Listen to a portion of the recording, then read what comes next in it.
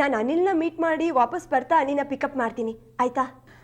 ಬೇಡ ಮಮತಾ, ಡಾಕ್ಟ್ರ್ ಹತ್ರ ಬೇರೆ ಯಾವಾಗಲಾದರೂ ಹೋಗ್ಬೋದು.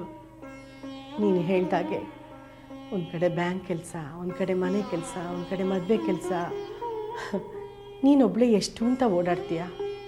ಜೊತೆಗೆ ಈ ಕಾಯಿಲೆ ಇರೋ ತಾಯಿ ಬೇರೆ.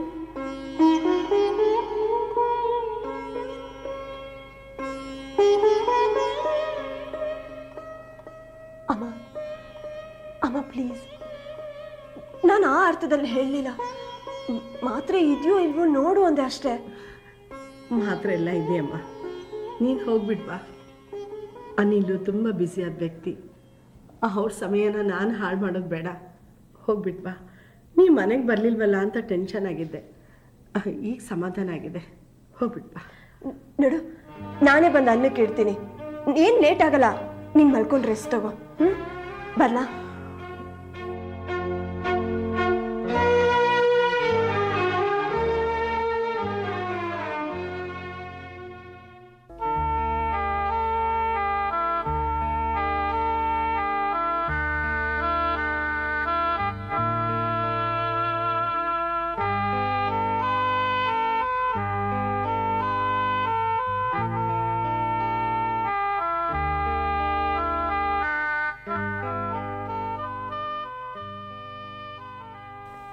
ನಿನಗೆ ಟೈಮ್ ಸೆನ್ಸ್ ಅನ್ನೋದು ಒಂಚೂರು ಇಲ್ಲ Mamata.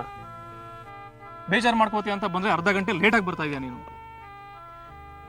I am sorry Anil, late ಆಗೋಯ್ತು. ಅರ್ಧ ಗಂಟೆ ಅಂದರೆ ಅರ್ಧ ಗಂಟೆ ಅಷ್ಟೇ ನೀವು ಬಿಡು ಮಾಡ್ಕೊಂಡು ಬರ್ತೀರಾ ಅಂತ ನಾನು ಅಂದ್ಕೊಂಡಿರಲಿಲ್ಲ. ನಾವಿಬ್ಬರು ಕೂತು ಒಂದಷ್ಟು ಮಾತಾಡ್ಕೊಂಡು ಟೈಮ್ ಪಾಸ್ ಮಾಡೋಣ ಅಂದ್ಕೊಂಡೆ. ನನಗೇನು ಆಸೆ ಇಲ್ಲ ಅಂದ್ಕೊಂಡ್ಯಾ?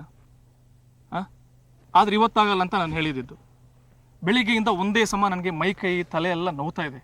ಬಿಟ್ಟರೆ ಸಾಕಪ್ಪ, ಮನೆಗೆ ಹೋಗಿ ಕಂಬಳಿ ಹೊತ್ಕೊಂಡು ಮಲ್ಗೊಂಬಿಡೋಣ ಅನಿಸ್ಬಿಟ್ಟಿದೆ ನನಗೆ. ಯಾರು ಬಿಟ್ರೆ ಸಾಕು? ನಾನಾ? ನೀನು ಇದಕ್ಕೂ ಅಪಾರ್ಥ ಮಾಡ್ಕೊಂಡ್ಬಿಟ್ಯಾ?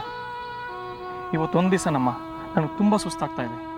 ಒಳಗಡೆ ಜ್ವರ ಇರಬೇಕು ಅನ್ಸುತ್ತೆ. ನಾನು ಡಾಕ್ಟರ್ ಹತ್ರ ಹೋಗ್ಬೇಕು. ದಯವಿಟ್ಟು ವಿಷಯಕ್ಕೆ ನೇರವಾಗಿ ಬಂದ್ಬಿಡು. ಮದುವೆ ಫಿಕ್ಸ್ ಆದಾಗಿಂದ ನೋಡ್ತಿದ್ದೀನಿ ಅನಿಲ್, ನಿಮ್ಗೆ ಈ ಮದುವೆ ಬಗ್ಗೆ ಇಂಟ್ರೆಸ್ಟೇ ಇಲ್ಲ. ಯಾವಾಗ ನೋಡಿದ್ರು ಅರ್ಜೆಂಟಲ್ಲಿ ಇರ್ತೀರಾ.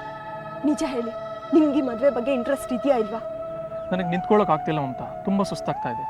ಹೀಗೆ ಲೇಟ್ ಆಯಿತು ಅಂದರೆ ಡಾಕ್ಟ್ರು ಸಿಗಲ್ಲ. ನೀನು ಒಂದು ಕೆಲಸ ಮಾಡು, ನೀನು ನನ್ನ ಜೊತೆಲ್ಲ ಬಾ, ಇಬ್ಬರು ಡಾಕ್ಟರ್ ಹತ್ರ ಹೋಗೋಣ, ಓಕೆನಾ? ಇಷ್ಟೊತ್ತು ಮನೇಲಿ ಅಮ್ಮ ಡಾಕ್ಟರ್ ಡಾಕ್ಟರ್ ಅಂತ ಪಿಟೀಲ್ ಕೂತಿದ್ರು. ಅವರಿಂದ ತಪ್ಪಿಸ್ಕೊಂಡು ಇಲ್ಲಿಗೆ ಬಂದರೆ ನೀವು ಕೂಡ ಅದೇ ರಾಗ ಆಡ್ತಿದ್ದೀರಾ. I hate doctors.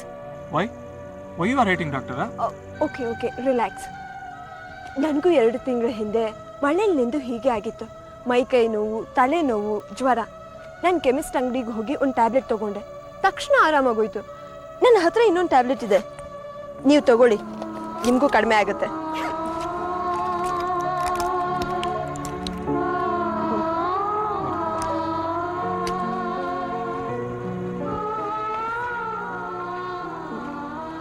ಅನಿಲ್, ಮದುವೆ ಇನ್ವಿಟೇಷನ್ ಫೈನಲೈಸ್